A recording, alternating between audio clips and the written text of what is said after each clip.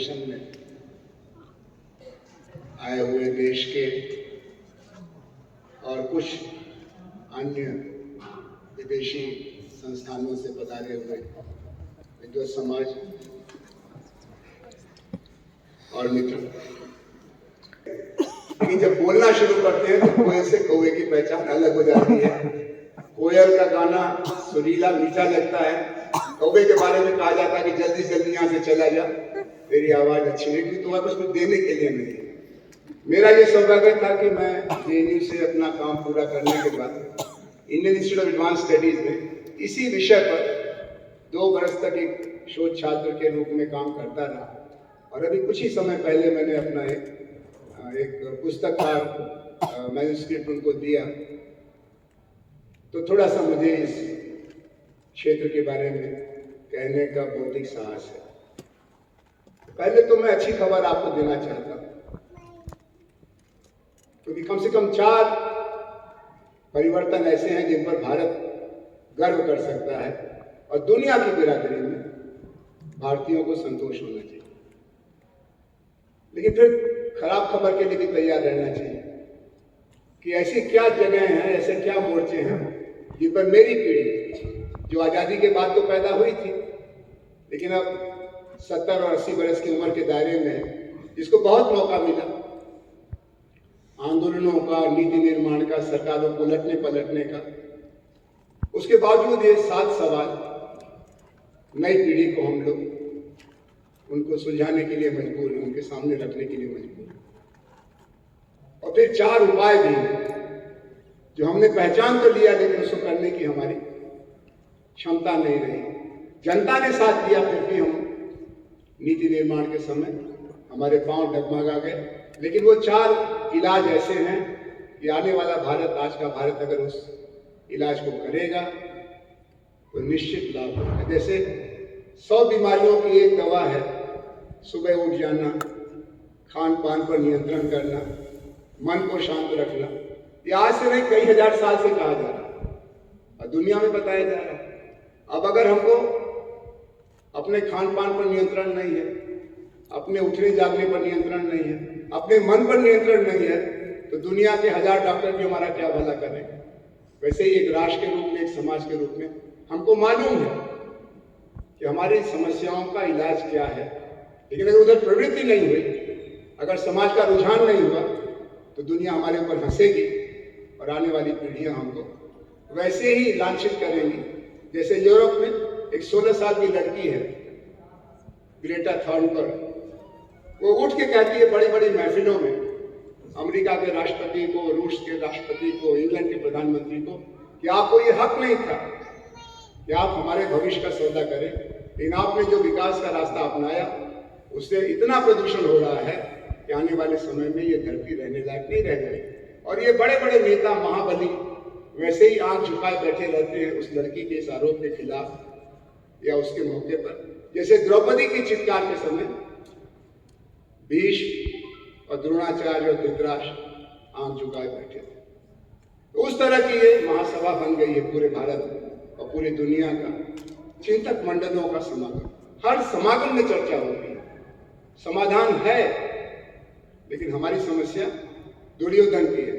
आप में से जो संस्कृत के आचार्य होंगे, एक प्रसिद्ध श्लोक जिसमें कृष्ण ने पूछा दुर्योधन से कि तुम उन्हीं आचार्यों द्वारा पढ़ाए गए हो, सुशिक्षित हो, जिन्होंने इन कौरवों पांडवों को भी पढ़ाया था, लेकिन तुम सही रास्ते क्यों नहीं चलते? तो दुर्योधन ने जवाब दिया कि नीति क्या है ये मुझे मालूम है, लेकिन उसकी तरफ मेरी प्रवृत्ति नहीं है। और अनीति क्या है ये भी मैं जानता हूं, लेकिन उससे मेरा छुटकारा नहीं, उससे मेरी निवृत्ति नहीं है। रह रह करके मैं गलत कदम उठाता हूं और इतिहास के सामने अपराधी बन के खड़ा हूं। करीब करीब वैसी स्थिति हम सब की है। जो भारतीय समाज के बुद्धिजीवी हैं, आचार्य हैं, मेरा तो और भी सौभाग्य रहा कि मैं बनारस में भी पढ़ा, नेहरू विश्वविद्यालय में पढ़ा और मुझे सम्मान मिला विद्यार्थी जीवन में, शिक्षक जीवन में। एक बार तो बहुत बड़ा सम्मान मिला, मैं पूरे भारत के केंद्रीय विश्वविद्यालय के शिक्षकों का अध्यक्ष बन के उस समय के शिक्षा मंत्री जो खुद में बड़े विज्ञान के आचार्य थे, उनसे आंखों में आंखें डाल करके बहस करने का मौका मिला और वो एक कमेटी बना के एक रिपोर्ट लागू करना चाहते थे, बिरला अंबानी रिपोर्ट।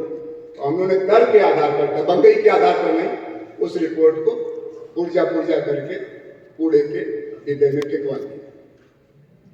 तो ऐसा तो था, लेकिन फिर भी हमारा जो अपना अकाउंट है, हमारी पीढ़ी का जो खाता बही है, उसमें विफलताएं ज्यादा हैं, सफलताएं कम। और इस बात को एक बड़े साहित्यकार ने 3 उपन्यासों और यात्रा विवरणों के जरिए पेश किया।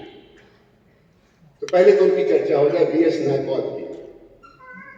जो बात आपका सम्मेलन समझना और समझाना चाहता है, ये बात दुनिया के बहुत सारे लोग जानना चाहते हैं, भारत की परिवर्तन कथा।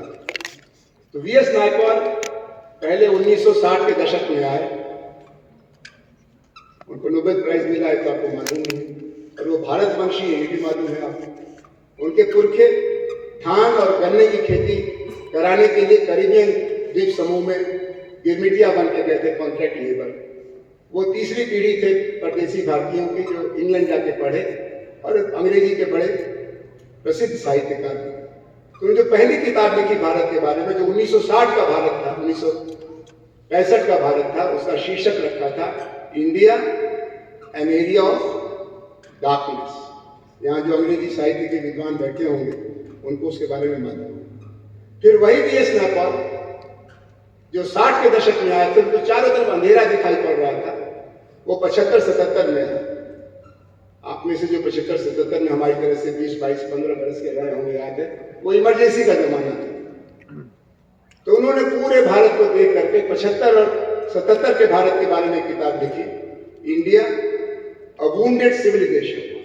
उनको एक सभ्यता दिखाई तो पड़ी, लेकिन घायल सभ्यता दिखाई पड़ी, क्योंकि आधा हिंदुस्तान जेल में था, आधा हिंदुस्तान 20 सूत्री कार्यक्रम के गाने गा रहा था, आधा हिंदुस्तान नसबंदी शिविरों में फंसा था, आधा हिंदुस्तान तालियां बजा रहा था, आधा हिंदुस्तान मलिन बस्तियों को खत्म करने के लिए बुलडोजर चलवा रहा था, और आधा हिंदुस्तान त्राही कर रहा था। इंडिया और वुंडेड सिविलाइजेशन 70s। फिर वो आए 90s में। जिस दिन आए बंबई हमारे अड्डे पर उतरे, उसी दिन बंबई बंद का आह्वान था। और ये बंबई बंद किसने कराया था और क्यों कराया था? अम्बेडकरवादी लोगों ने बंबई बंद का आह्वान किया था, और मुद्दा था कि एक विश्वविद्यालय था महाराष्ट्र का जिसका नाम बाबा साहब अम्बेडकर के नाम पर था, और उसका नामांकन करने का प्रस्ताव वोट के चक्कर में तब के नेताओं ने किया, जिसका नाम मराठवाड़ा विश्वविद्यालय रखा जाएगा। तो आंदोलनकारियों का कहना था कि विश्वविद्यालय तो बहुत चाहिए, ये बाबा साहब के नाम पर अकेला विश्वविद्यालय महाराष्ट्र में है, उसके नाम के पीछे क्यों पड़े हो? इसका नाम हम बदलने की इजाजत उनको नहीं देंगे। ऐसे ही वो गए तो कहीं महिलाओं के आंदोलन चल रहे थे, दिल्ली में महिलाओं का धरना चल रहा था दहेज हत्याओं के खिलाफ। आपको मालूम है कि 80 और 90 के दशक में एक खबरें आने लगी थी कि बेटियां जो ब्याही गई वो कुछ ही दिनों में ससुराल वालों के दमन और उत्पीड़न का शिकार होकर के लाशों में बदल जाते थे, और फिर जिसके घर में लाशें गिरती थी उसी घर में महीने 2 महीने, साल 2 साल में एक नई बारात आती, नया दहेज, नई शादी। तो दहेज हत्या के खिलाफ स्त्रियों की बगावत थी। कुछ दूर बंगाल की तरफ गए, महाराष्ट्र की तरफ गए, तो वहां आदिवासियों की बगावत थी, वो न्याय मांग रहे थे, और हम उनको नक्सलवादी कह करके जिंदा गोलियों का निशाना बना रहे थे। तो उन्होंने एक नई किताब लिखी, वो 1990 के भारत का विश्लेषण करती है, India million mutinies now, Bharat लाखों बगावतें यहां और अभी।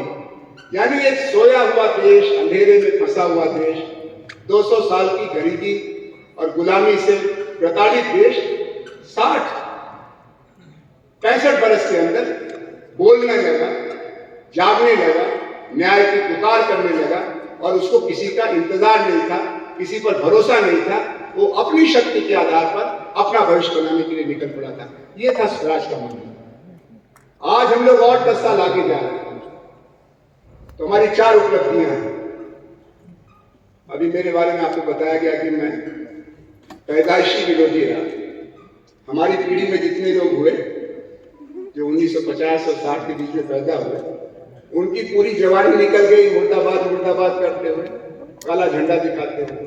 फिर अधेड़पन में उम्मीद तो जागी थी, सरकारें बदल रही थी, लेकिन सरकारें जितनी बदली समस्याएं उतनी उलझी। और अब इस उम्र में हम लोग खाली हाथ खड़े हैं अपनी नई पीढ़ी के सामने। ये जैसे आपने जिक्र किया कि आम आदमी बनाया तो चुनाव में जीत भी गए, फिर निकाल भी दिए। तो हम लोगों के खाते में सफलता पार्टी के हो, चाहे बी पार्टी के हो, प्रोफेसर हो, ब्यूरोक्रेट हो, जज हो, आर्मी कमांडर हो, असफलताएं ज्यादा, लेकिन सफलताएं हैं। 4 बड़ी सफलताएं हैं जो पिछले 75 वर्ष में हमने हासिल की। पहली बड़ी सफलता है लोकतांत्रिक क्रांति। उसको बताने के लिए राजस्थान से ज्यादा मुफीद कोई जगह नहीं है। ये सारा इलाका राजा महाराजा महाराणा नवाब खान बहादुर राय बहादुर का इलाका। आज यहाँ लोकतंत्र की जड़ें मजबूत हो रही, पूरे भारत में हो रही। तो पहली जो जबरदस्त बात हुई, जो हमारे जैसे लोगों को जो समाजवादी, मार्क्सवादी, गांधीवादी धाराओं से प्रभावित थे, तब नहीं समझ में आती थी, अब समझ में आती। जब पूरी दुनिया को आप देखें कि हमने एक सामंती औपनिवेशिक समाज से, उसके अंधेरे से निकल करके लोकतंत्र के प्रकाश क्षेत्र में प्रवेश किया।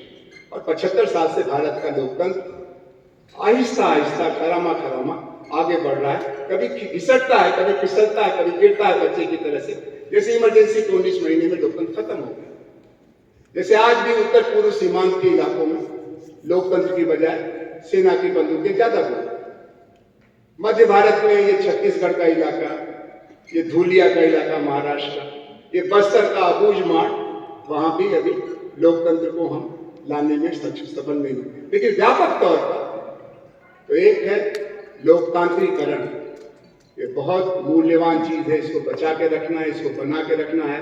इसकी आलोचना तो करना है वैसे ही जैसे माँ पिता अपने बच्चे की आलोचना करते। इतनी आलोचना न करिए कि वो घर छोड़ के भाग जाए और दूसरे दिन खबर आए कि आपका बच्चा रेल से कट के मर गया। भारत के लोकतंत्र में 100 छेद है, लेकिन ये पाकिस्तान के लोकतंत्र से बेहतर है, नेपाल के लोकतंत्र से बेहतर है, अफगानिस्तान के लोकतंत्र से बेहतर है, कुछ मायने में तो अमेरिका के लोकतंत्र से भी बेहतर है। दूसरी बड़ी बात जो हुई वो प्रगति का सपना। इंसान अपनी जिंदगी सपनों पर चलाता है।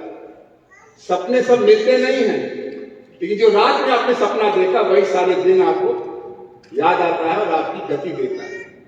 वो पाश ने कहा है कि सबसे खतरनाक है सपनों का मर जाना। भारत में बहुत कमियां हैं, लेकिन एक चीज में भारत का मामूली आदमी औरत भी औरों से एक कंधा ऊपर है, एक बलिष्ठ ऊपर है, वो है सपने। आपके घर में जो लड़की या जो माई बर्तन धो रही है, झाड़ू लगा रही है, आपका शौचालय साफ कर रही है, वो भी सपना देख रही है कि मैं तो जहां फंसी हूं, मेरी बेटी और मेरे बेटे पढ़ेंगे लिखेंगे और आगे बढ़ेंगे। ये जो आगे बढ़ने का सपना है, ये अंग्रेज भारत के जमाने में नहीं था। आजादी का सपना देखना अपने आप में बहुत बड़ी बात है।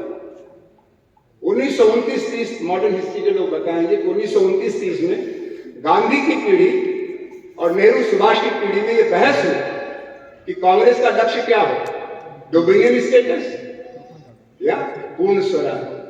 तो गांधी जी ने समझाया इन नौजवानों को कि पूर्ण स्वराज का सपना अभी रोक दो, 1 साल अंग्रेजों पर और भरोसा करो।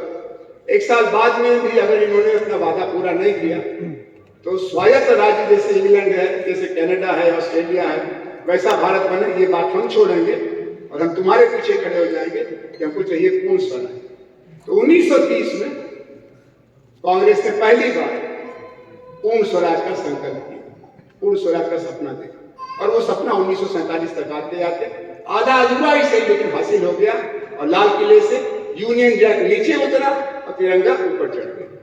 ये बहुत बड़ी बात है।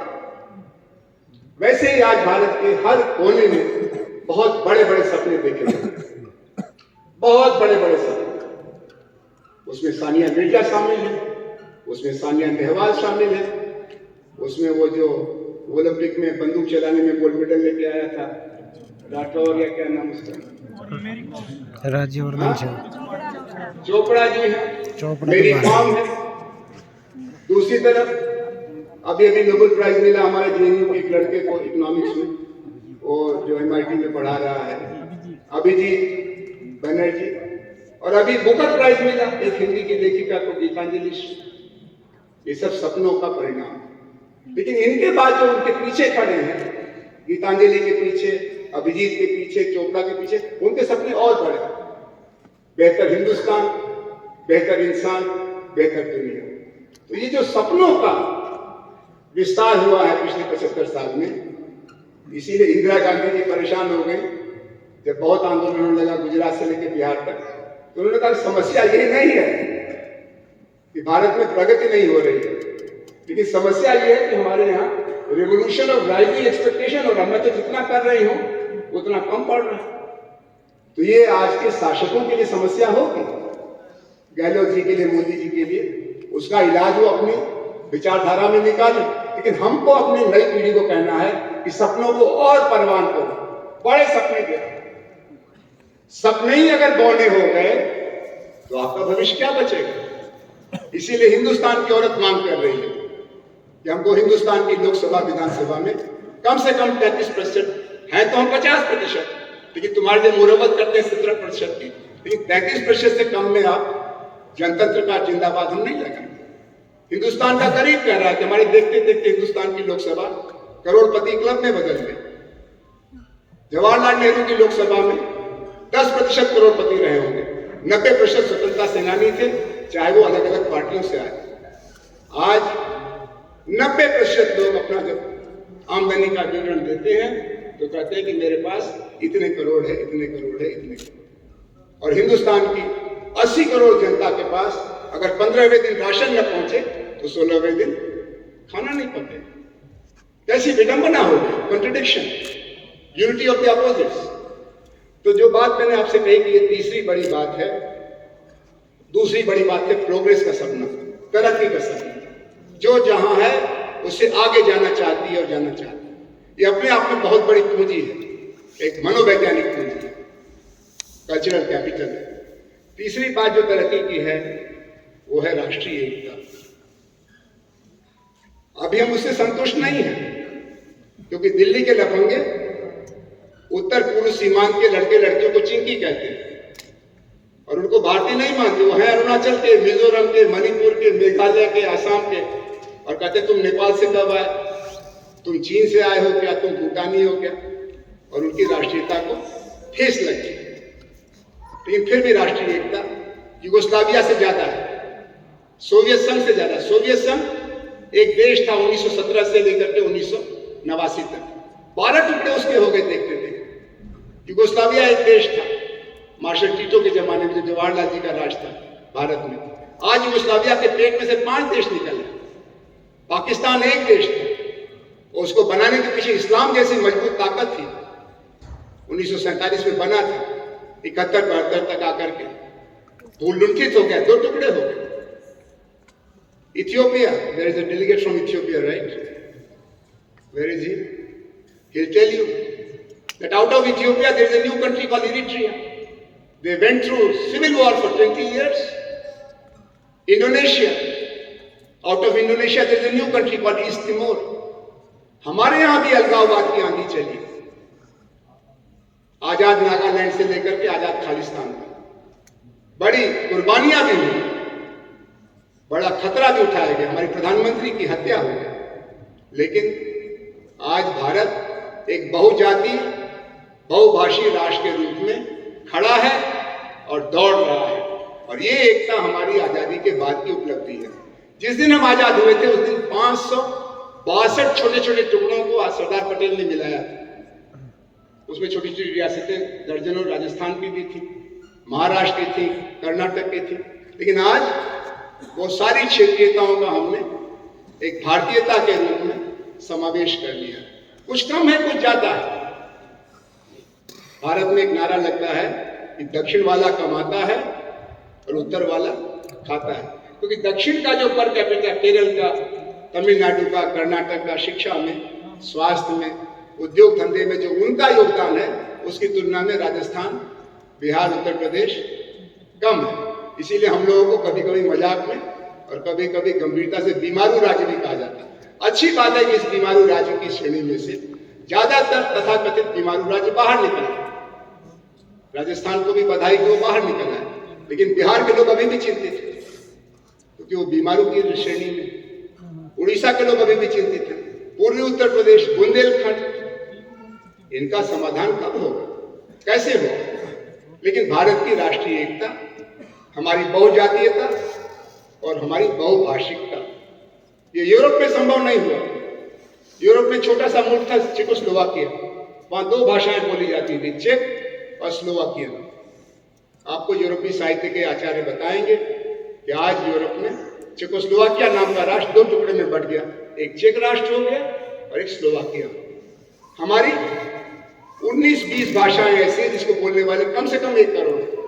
अगर वो भाषा का नाम हिंदी या तमिल है तो कई करोड़ है, लेकिन हम एक दूसरे से कम टकराहट के साथ चलना सीख रहे हैं। और कम से कम भाषा को लेकर के भारत में किसी क्षेत्र में कोई असुरक्षा की भावना नहीं, बल्कि हम नई भाषाओं को राष्ट्रीय भाषा के तौर पर स्वीकार कर रहे हैं।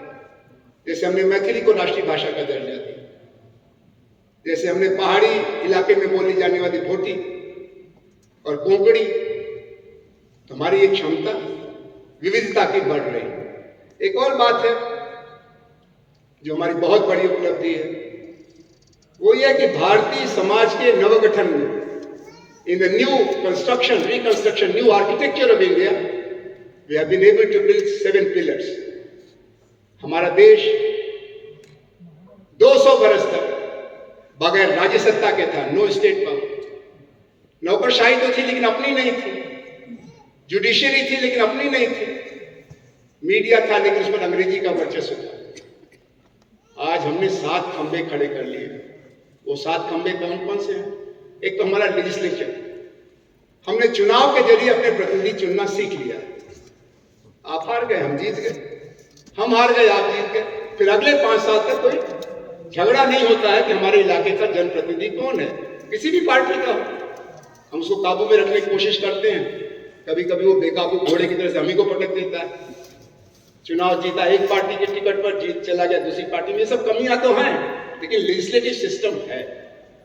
दूसरा हमारी ब्यूरोक्रेसी, उसका काफी देशीकरण हुआ। अभी भी कुछ अफसर आपको मिल जाएंगे जो अंग्रेजों की तरह बर्ताव करते हैं। रंग उनका हमारे आप जैसा है, भूरा ब्राउन, लेकिन मिजाज उनका गोरे अंग्रेजों जैसा है। लेकिन ज्यादातर जो अफसर हैं वो जानते हैं कि वो एक नए हिंदुस्तान के प्रशासक हैं, कार्यपालिका हैं, और उनको धीरे धीरे लोगों से, आम लोगों के साथ, मर्द औरत के साथ व्यवहार करने की तमीज आ रही है। उसमें जेएनयू जैसे विश्वविद्यालयों से पढ़े लड़के लड़कियां जब अफसरी करते हैं तो वो थोड़ा और उनका तेवर बेहतर दिखाई पड़ता है। तीसरा है जुडिशियरी। कभी अच्छी जुडिशियरी चलती है, कभी खराब चलती है, लेकिन मुगलों के जमाने में जो जुडिशियरी थी, अंग्रेजों के जो जमाने में न्यायपालिका थी, उससे हमारी न्यायपालिका फिर भी ज्यादा प्रो पीपल है। अभी कुछ फैसले उन्होंने किए, 6-7 फैसले। उन फैसलों को देख करके हमको लगा कि हमारे न्यायमूर्ति हवामान में नहीं रहते, जमीन पर रहते। उन्होंने जो निर्णय किए हैं वो भारतीय शासन पर अंकुश लगाने वाले हैं, लेकिन भारतीय जनता को मदद करने वाले। जैसे राइट टू इंफॉर्मेशन है, PIL है, फॉरेस्ट राइट्स एक्ट है, मनरेगा है, राइट टू एजुकेशन है। ये सब संशोधन हुए, इनको न्यायपालिका में चुनौती दी और उस चुनौती के बाद उन्होंने हमारे पक्ष में फैसला किया। एक 5वां पिलर है जिसकी बड़ी निंदा होती है, वो है पॉलिटिकल पार्टीज।